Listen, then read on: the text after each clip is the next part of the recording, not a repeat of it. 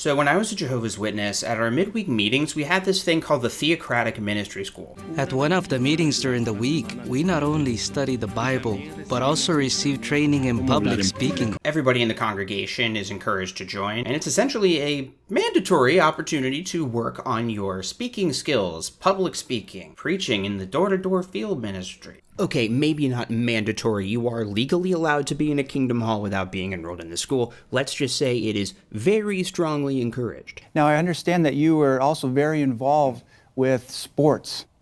Yes, I was playing ball for a basketball team in Alameda, and I enjoyed very much playing ball, but then a decision came up as to what I was going to do because the evenings when the team played was the same time that we had the service meeting. And the Theocratic Ministry School, so I had to make a decision. Joining the school is more important than whatever your passions are. The way it worked was you would go up to one of the elders and let them know you wanted to join the school. They would go over some questions and then have you sign something, I think, and then they would give you a little book. The book was full of advice of how to work on things like enthusiasm and eye contact and how to scare people into joining your religion. Remember, of course, that in most cases, you're a complete stranger to the householder.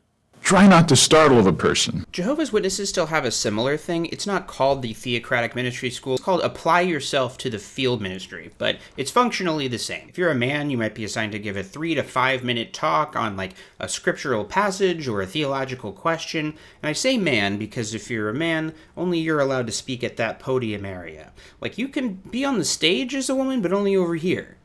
God doesn't want you here. He wants you over here. And the women were assigned these one-on-one conversations. These were like sample sales pitches. You would be assigned a potential conversation stopper with a Bible study.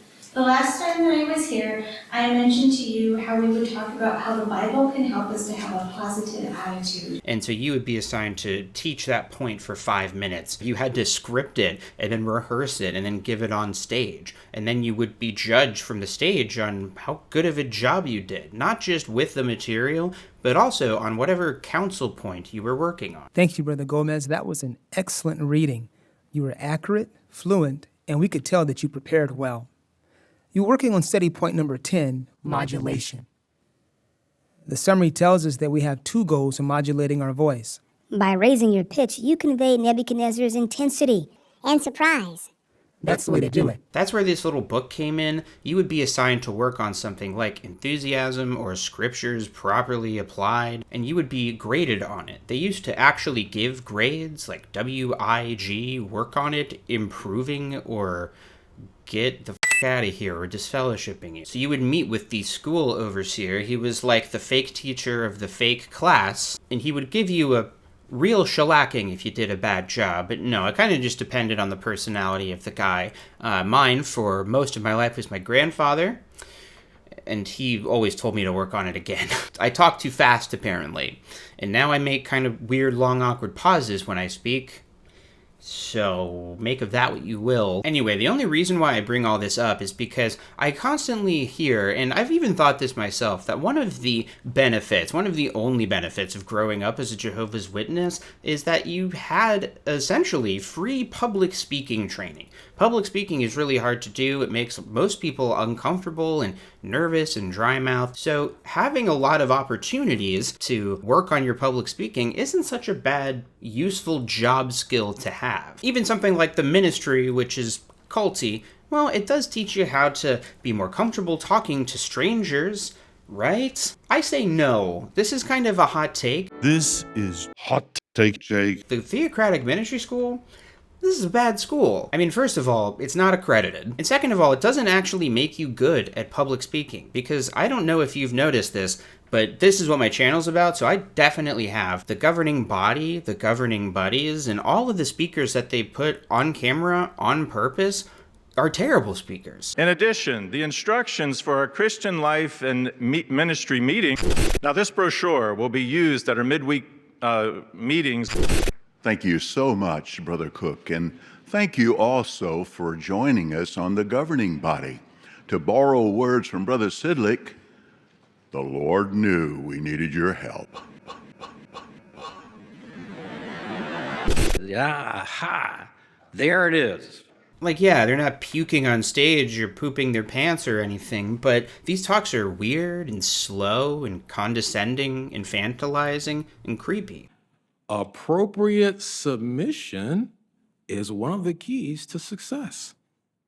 But this idea of submission, very distasteful to a lot of people.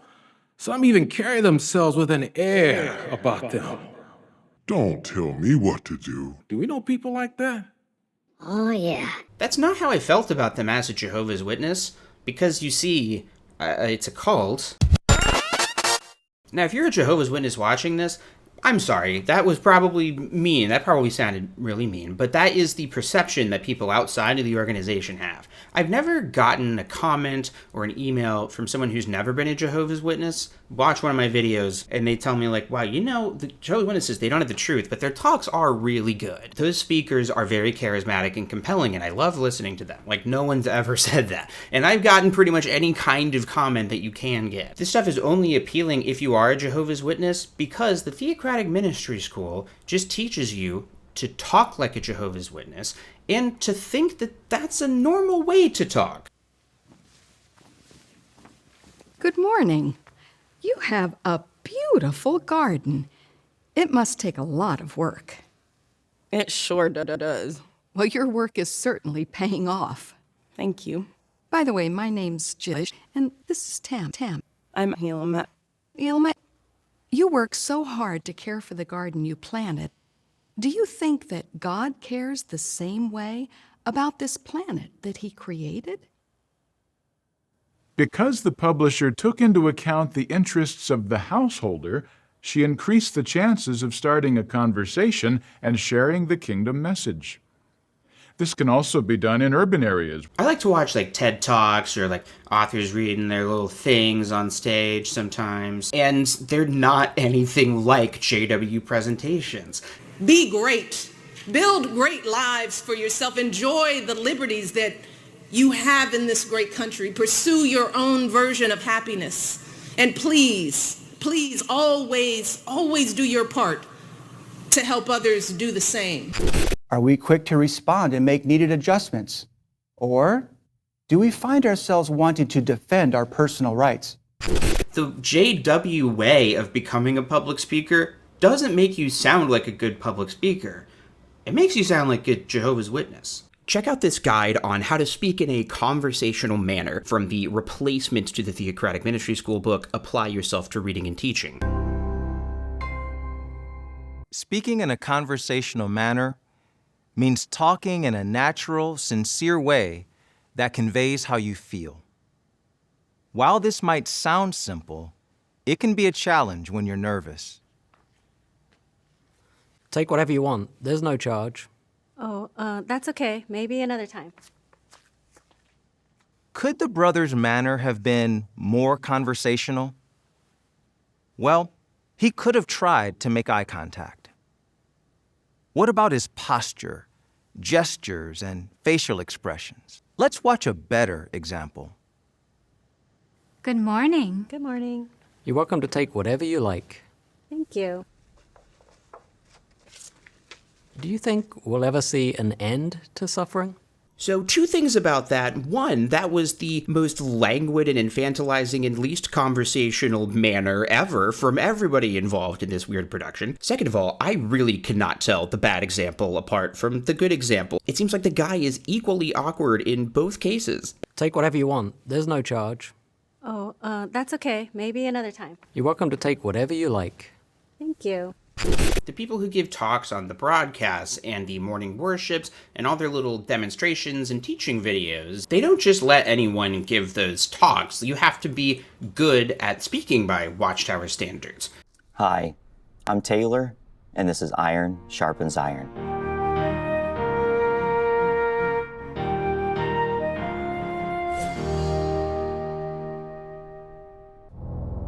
Number 1, be friendly. And that's it. Just be friendly. Now, we could be nervous, so we can say a quick prayer to Jehovah to give us courage, but then we can give a friendly greeting.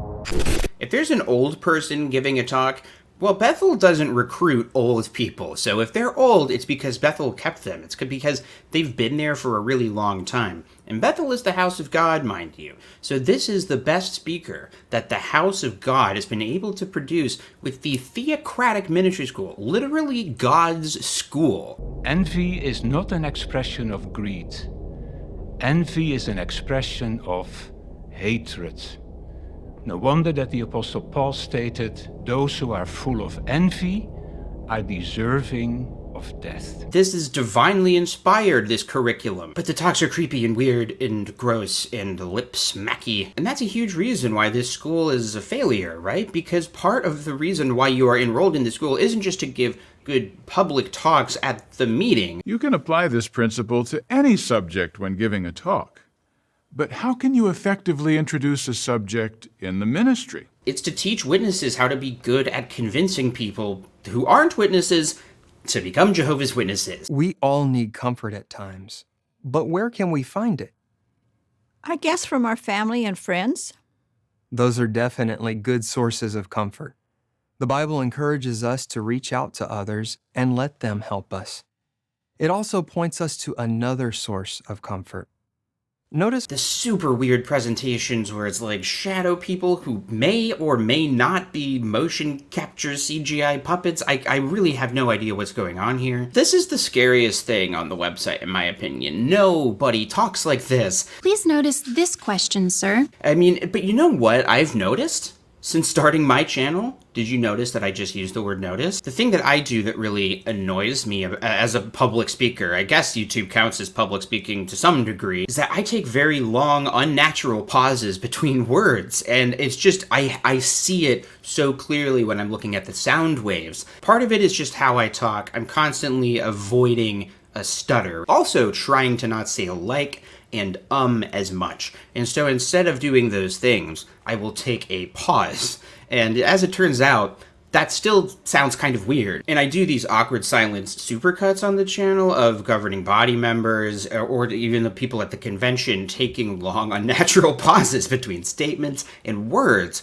And I have to assume that the reason why I do that is because that's how the Theocratic Ministry School trained me. But more importantly, just following the example of spirit-appointed men who are giving talks because they are supposed to serve as an example of what good speaking is like.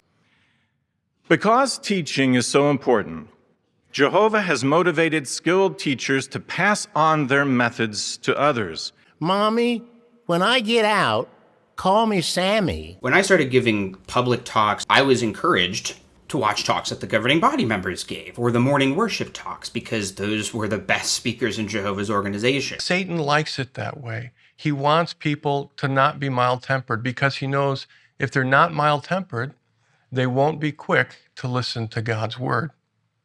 Yet with Jehovah's help, anyone can gradually develop a mild temper.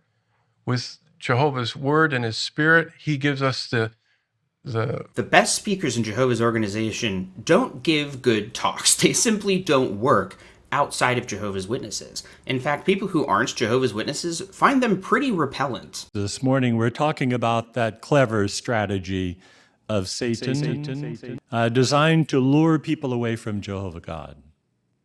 And so we're going to examine two approaches. One he used with the youngest intelligent creature in the universe, and the other he used on the oldest intelligent creature in the universe. So let's take the youngest first. Frankly, I think a big reason why the group is having more success in non-English speaking countries is because it's clearly going to be dubbed over in a foreign language. And so a person in a foreign language is not going to necessarily hear the strange disconnect in tone and how inhuman it sounds. They're going to assume, well, probably the original talk is really good, and I'm just hearing kind of a weird voiceover because it's a dub, and dubs are never any good. Mommy, when I get out, call me Sammy. Mama, wanneer ik uitkom, noem mij Sammy. Maman, quand je vais sortir, appelle-moi Sammy. Мам, когда я рожусь, назови меня Сэмми. Mama, أنا لما أخلق سميني سامي. Mami, wenn ich hier raus bin, möchte ich Sammy heißen. Mommy, wanneer geboren Sie, will ich Sammy heißen. No fit tell him mama say, when you born me, make you call me Sammy. 媽咪，我要改我嘅名叫做山姆啊！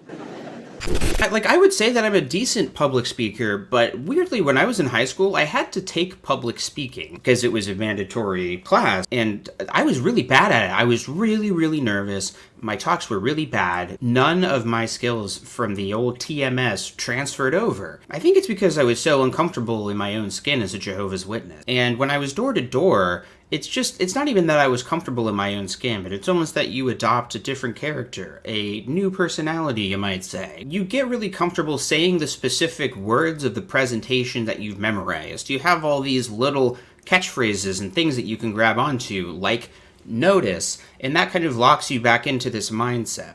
But I don't think that I would be very good at like being a door-to-door AT&T salesman or something, because I'm just not good at selling things generally. I mean, well, maybe that's why I wasn't so good in the ministry either.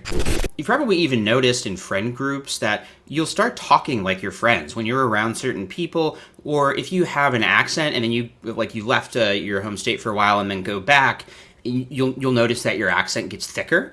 Notice, I know. I'm allowed to say it sometimes. If I start using it as like a Jehovah's Witness, where I'm about to show a segment and I'm like, notice in the next clip what David Splain said. Like, if I start doing that, please call me out. But if I use it like a normal person, I don't want to, I don't want to hear the comments all the time. In my opinion, the reason why Jehovah's Witnesses talk like one another is because that's what people do in a community. You can tell where somebody's from based on their accent sometimes, and Jehovah's Witnesses are like that. I remember being a witness and maybe being at the store and seeing somebody, and my mom would say, that person, don't they kind of seem like a witness? And you'd be like, yeah, they do.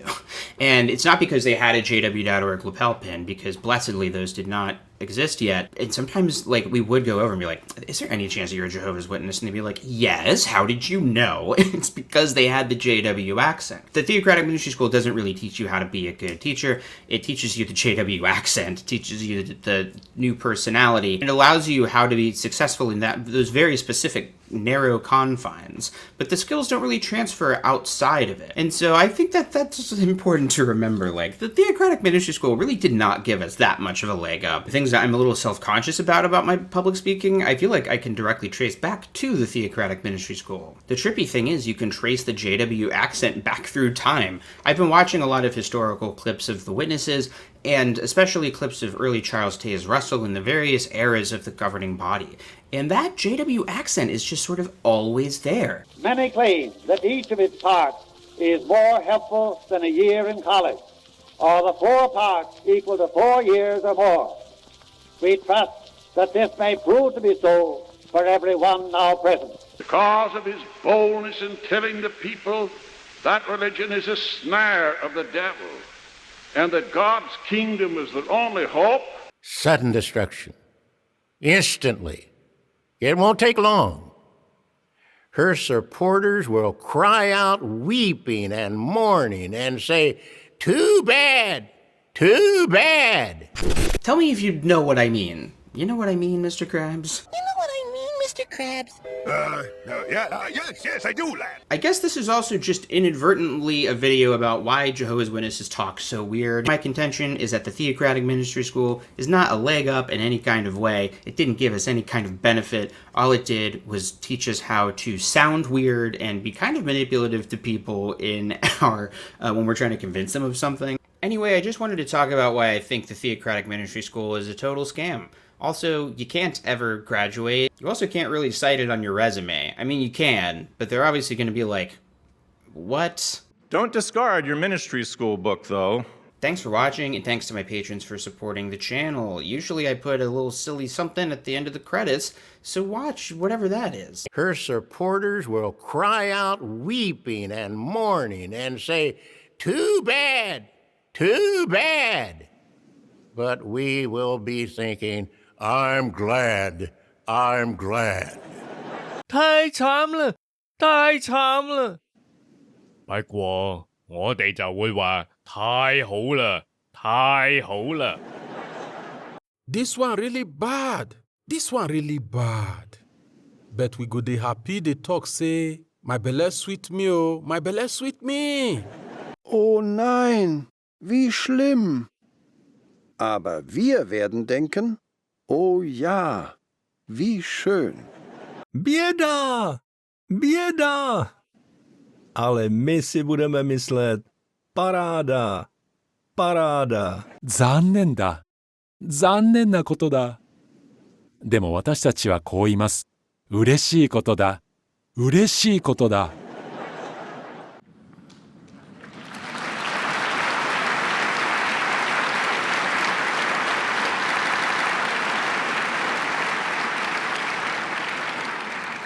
We thought you would like that.